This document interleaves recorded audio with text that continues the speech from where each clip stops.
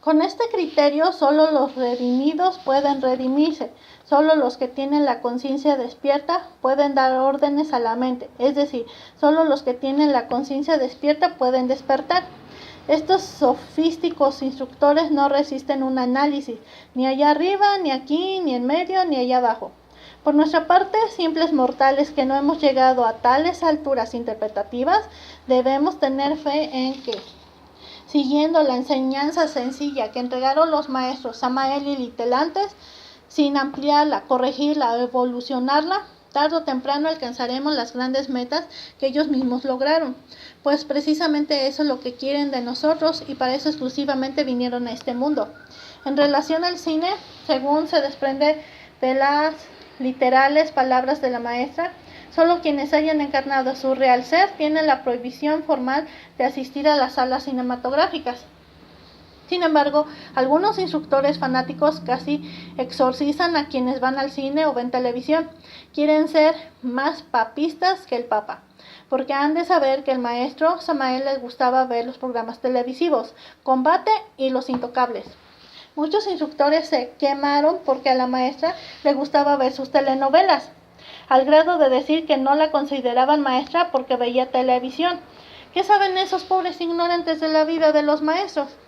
No tienen la más remota idea de lo que es un maestro, ni tampoco se comportan como discípulos, pues a un maestro no se le enjuicia, sino que se le ama. ¿Quién es uno para enjuiciar a los maestros? ¿Acaso es superior a ellos para estar en condiciones de criticarlos? Resultó también que algunos instructores se quemaron porque vieron comer jamón de puerco al maestro, pues le gustaba desayunar sus huevos fritos acompañados con tocino o jamón. Y a pesar de que el propio maestro Samael les decía que el puerco ya estaba procesado en los embutidos, muchos de los grandes señores instructores casi excomulgaron al propio maestro. Los enemigos del Eterno también están dentro del gnosticismo y podemos calificarlos como hipócritas, fariseos, sabiondos, fanáticos y santurrones. Subtítulo: el tema del gran arcano.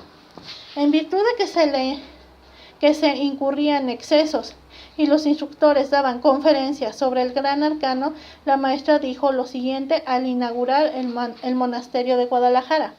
Otra cosa, se ponen a hablar de disque el arcano.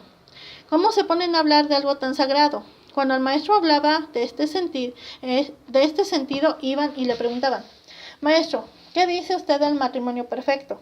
Le decían que mi mujer, que así, que asado, que no.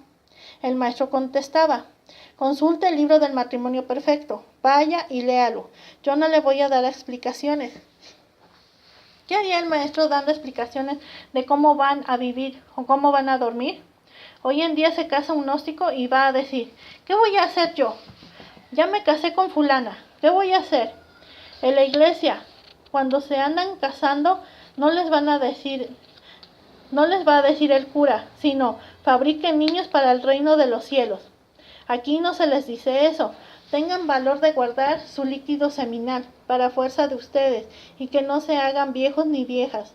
Y todavía van a preguntarle al maestro qué van a hacer cuando se casen. Bueno, ese es el colmo. El que se casa sabe por qué se casa y con quién se casa y cómo debe de portarse bien con la mujer o ésta con el hombre. ¿Tienen ganas de que el instructor les explique? Bien, y si la mujer tiene algo aún que preguntar, que se lo pregunte a la señora del instructor. Pero cuando quieren enamorar a la mujer del instructor, van con la mujer, el hombre y la mujer con el hombre, a ver cuál gana terreno. Ese es el colmo y el abuso. A mí me las mandaba y yo les decía: vayan con el abuelo, no vengan aquí. Que no, que el maestro me mandó. Yo les decía: a mí no me importa, vaya con él. Él está dando la enseñanza, conmigo no cuenten. Yo no daba de la enseñanza ninguna explicación, y si podía después le decía a él: ¿para qué me mandas la gente? Yo no te voy a quitar tu lugar, sigue en tu lugar, tú te hiciste cargo, carga tu muerto, porque yo no te lo voy a cargar. Y ahora, ¿en qué paquete me ha dejado? A que ayude a cargar esto yo sola, con la ayuda de todos los estudiantes que pueda. Y los instructores que dan la enseñanza, unos al derecho y otros al revés, y delante de los niños se ponen a hablar disque del arcano, conferencias del arcano, lo que el maestro no hizo jamás, porque hay niños, hay señoritas, niñas, que no saben nada de esto, y si quieren saber, vayan a saber. Lo ponen a uno en aprietos, porque van los niños y dicen, ay, en tal escuela dijeron esto y esto.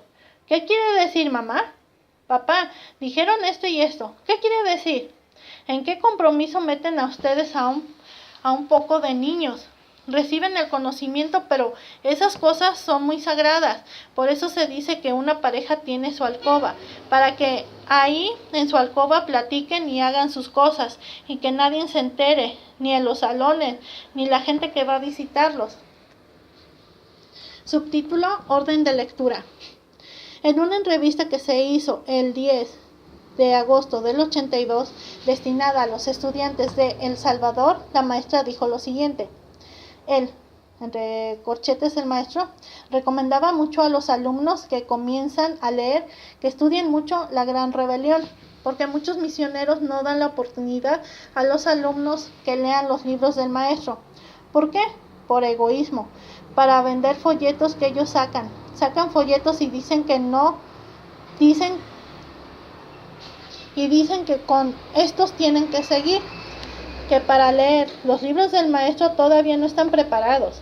Y digo yo, si el maestro no hubiera sacado los libros al público, estoy de acuerdo, pero él los dejó para que todos lo vieran, y al que le gustó, bueno, y al que no le gustó, olvídese. En otras ocasiones la maestra nos informó que además de La Gran Rebelión, el maestro recomendaba a los principiantes si hay infierno, si hay diablo, si hay karma. En general, ella afirmaba que los instructores no debían poner reparos en que los estudiantes leyesen la obra que quisieran o que les naciera leer.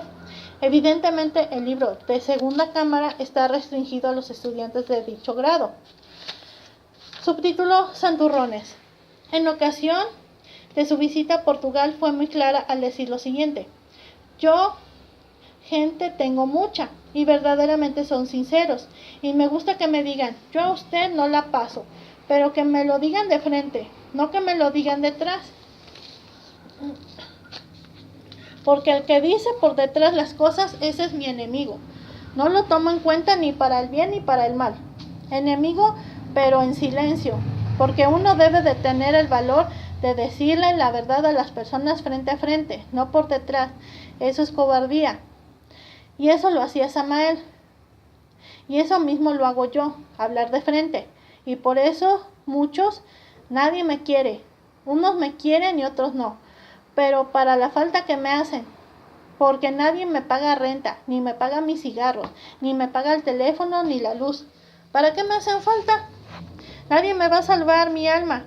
Si me lleva el diablo, que me lleve sola, pero no con ustedes, porque ustedes creen tener compañeros, un maestro, refiriéndose a los que la atacaban, para que los lleve. Hombre, busquen el conocimiento a conciencia, conózcanse ustedes mismos, sí, por dentro. ¿A quién le rinden esa devoción? ¿A quién? ¿No es a un humano común y corriente como nosotros? Aquí delante de ustedes es un santo y da la vuelta ahí atrás, que habladurías no hace.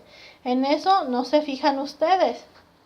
Eso es lo que tenemos que aprender, a vivir en este mundo, porque este mundo es muy cruel. La humanidad es muy traidora, casi la mayoría, y por eso a la gente no le gusta, porque dicen, no, Arnolda no viene sino a engañarnos, a decirnos traidores, y yo sé que les digo, pero no por detrás, lo digo frente a frente, y al que no le guste, alce la manita y diga, pues yo soy uno que no me gusta, y me enojo con él, y yo le reconozco su razón, y no me enojo con él, yo le reconozco su razón, pero se los digo frente a frente, no como esos traidores que han estado en España hablando en mi contra.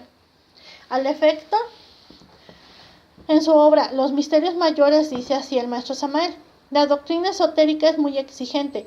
No debemos confundir la santidad con la santurronería. El tipo humano de santurrón ha llenado el mundo de lágrimas. El santurrón fanático se horroriza de todo.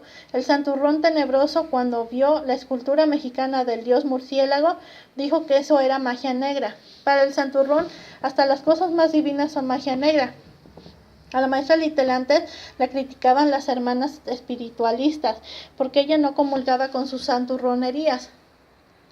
La odiaban las santurronas, porque ella no compartía sus parlanchinerías de loros, que dicen y no hacen, y hablan lo que no saben.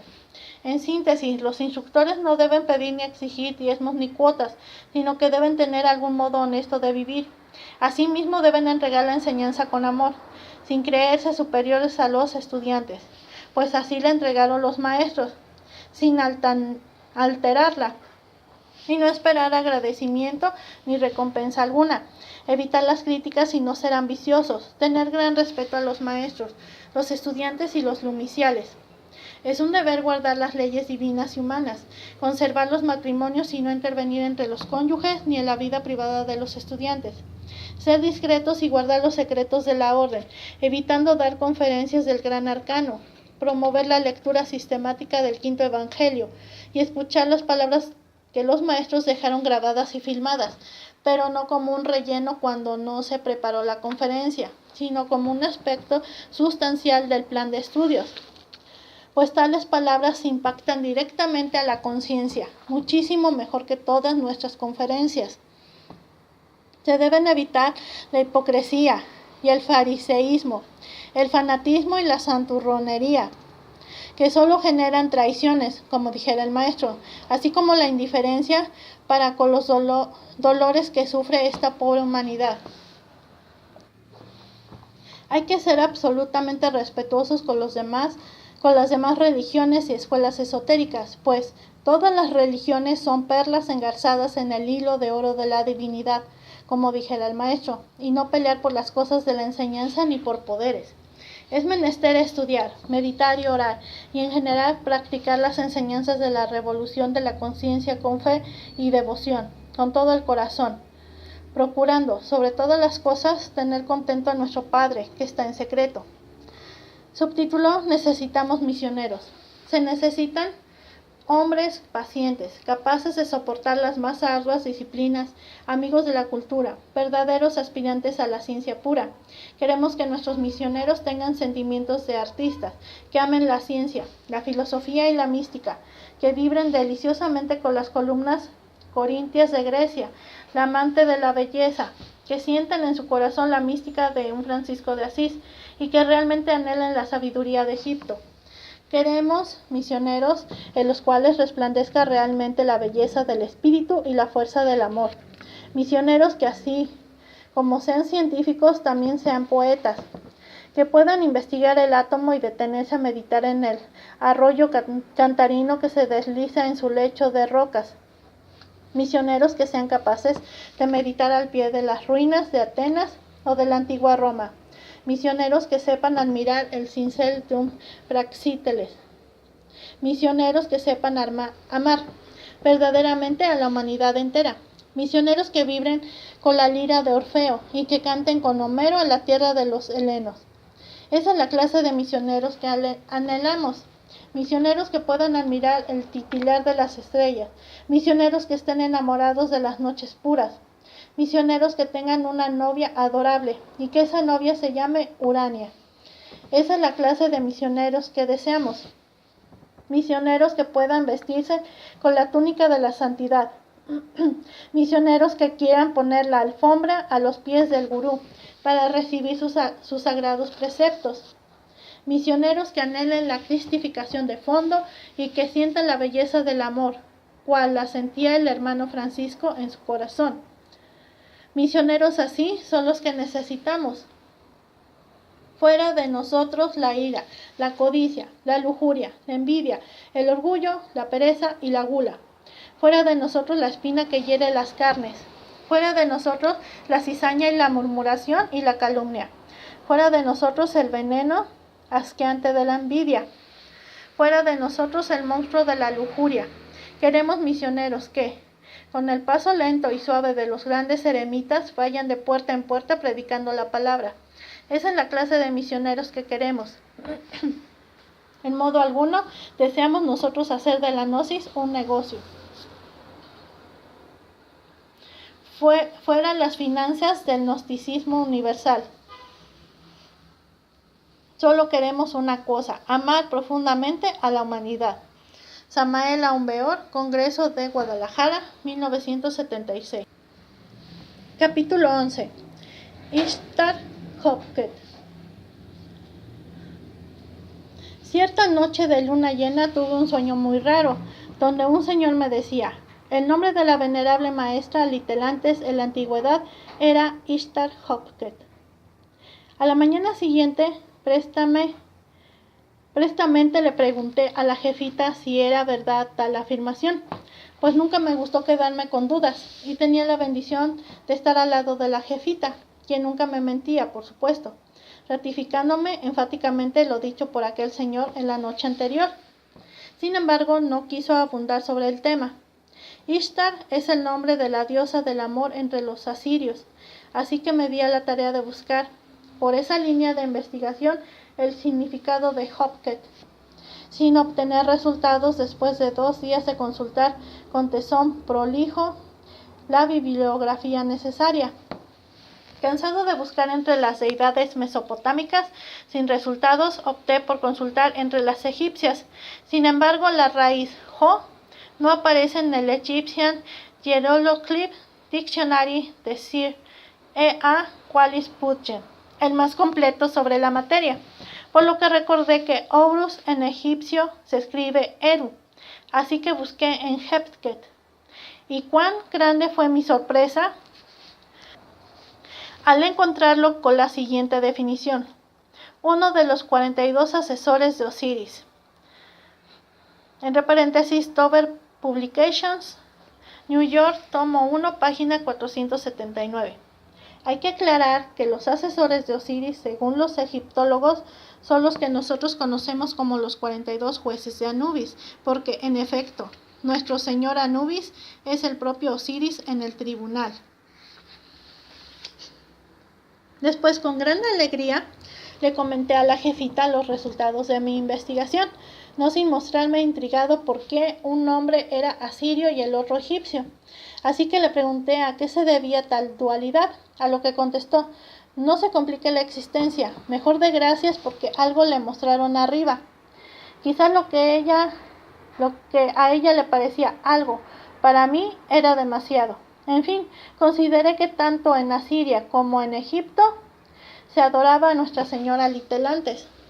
Posteriormente, le mandé, con su venia y autorización, por supuesto, una cama de madera de cedro al estilo egipcio, con un león y una leona como bastidores en la parte de los pies, y en medio de ambas figuras, grabado en el travesaño frontal, en un cartucho egipcio, el jeroglífico con el nombre de Hopkett, lo cual mucho le agradó.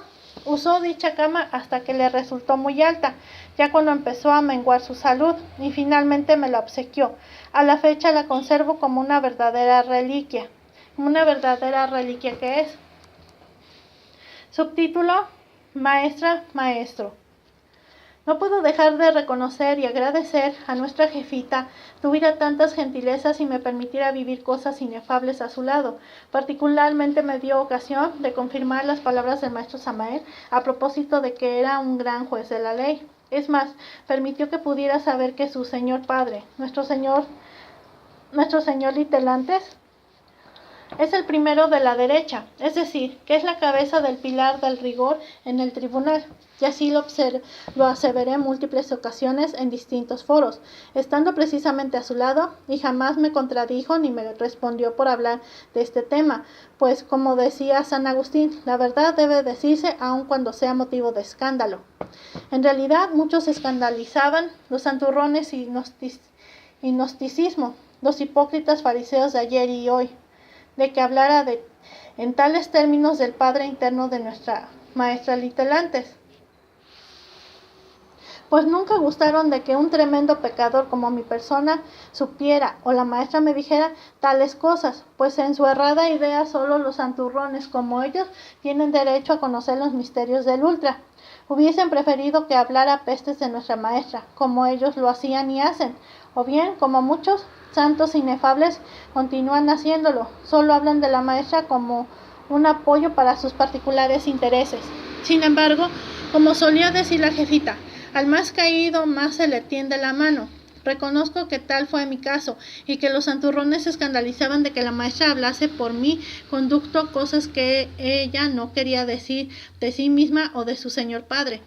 La verdad es que los señores de la ley son una forma de ser muy peculiar y al caso nos importaba un comino tanto a la maestra como a mi persona que las gentes no quisieran creer que su íntimo sagrado es el primero de la derecha. Por otro nombre, el secreto de Tot, pues no hay secreto que se le escape. Como gran maestro del rigor, conoce todos nuestros aspectos más ocultos y sombríos, y si alguno de los señores del tribunal omite algo a propósito del enjuiciado, el primero de la derecha siempre se lo dirá a nuestro señor Tot, entre paréntesis, el gran secretario. Es decir, lo hará público y notorio en la sala de Mat, pues la ley y su rigor sagrado siempre se cumple. Reitero que la jefita en su trato era maestra, niña, madre y compañera de armas, todo un varón tratándose de las cosas de su padre. Muchas veces, en efecto, se aparecía en sueños como varón, la mayor parte de las veces con vestiduras tipo militar griego, y su pelo de oro liso completamente, sin ningún nombre o adorno, de la más extraordinaria sencillez. Curioso caso de nuestra maestra que nunca cayó y solo vino a templar su piedra. Si los maestros que se levantan son harto difíciles de encontrar, mucho más difícil es encontrar un maestro de esta calidad tan especial. Un maestro que se levanta del lodo de la tierra, primero utiliza su nombre personal, por ejemplo, Aumbeor, con el que por cierto escribió sus obras hasta 1954, que equivale a Víctor Manuel, y después de que encarna cabalmente a su real ser, empieza a utilizar el nombre de su padre, Samael, que corresponde al apellido Gómez Rodríguez. Sucede que a diferencia de los nombres profanos, aquí va primero el apellido y después el nombre de la chispa. Sin embargo, en el caso de nuestra maestra, como se trata de un maestro que nunca tiró su piedra, siempre conserva su apellido, es decir, el nombre de su padre, el sagrado nombre Litelantes. Aquí podemos hacernos la siguiente pregunta. ¿Cuál es el nombre personal de nuestra maestra? Es decir, ¿cuál es su equivalente a Aumbeor?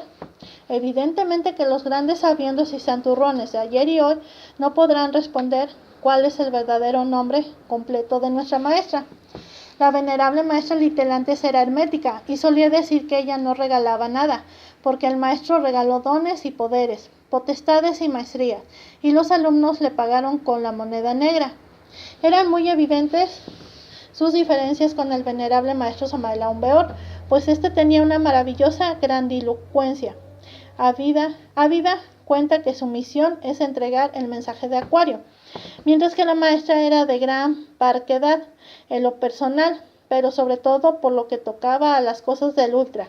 El maestro era dadivoso y ella ahorrativa, él bonachón y ella rigurosa, etcétera, etcétera. En fin, cada quien tiene su forma peculiar de ser aquí en el físico y allá arriba, pero nuestra maestra fue caso especial, según múltiples veces lo llegó a señalar el maestro Samael, quien afirmaba, además, que si los maestros de la ley de por sí son enigmáticos, todavía mucho más difícil de entender es nuestra bendita maestra Litelantes. Subtítulo: Reina del Universo. En cierta ocasión, fuimos con una señora que curaba empleando una técnica náhuatl antigua, porque la jefita quería ayudar a una pareja de amigos que tenían problemas de salud, pero de origen metafísico. Así que esa mañana, antes del amanecer, empezó el ritual. En total íbamos 4, la pareja, la jefita y mi persona. De suerte que el astral, otra señora que vivía en Michoacán, ocupaba el cuerpo de la curandera. Después nos enteramos que la señora michoacana había sido una gran bruja y que nuestra amiga curandera la volvió al camino del bien cuando curó al hijo de la bruja, a quien su propia madre se lo quería echar al plato con las malas artes. Y sucedió que nuestra amiga le dijo a la bruja que aunque la matara, a ella curaría a su hijo. El hecho es que nuestra amiga curandera convirtió a la bruja aquella que ahora curaba, en vez de matar, con animales vivos, tecolotes, serpientes, lagartijas, etc., y llegamos a ver prodigios de magia. Volviendo a esa madrugada, que fue la primera ocasión que tuvimos contacto con la exbruja, tan luego ésta penetró en el cuerpo físico de la curandera, a quien llamaba la carne, dijo lo siguiente: esta chaparrita, refiriéndose a la maestra, le gusta ver por sí misma las cosas. No le gusta que le cuenten, sino que ella quiere verlas directamente.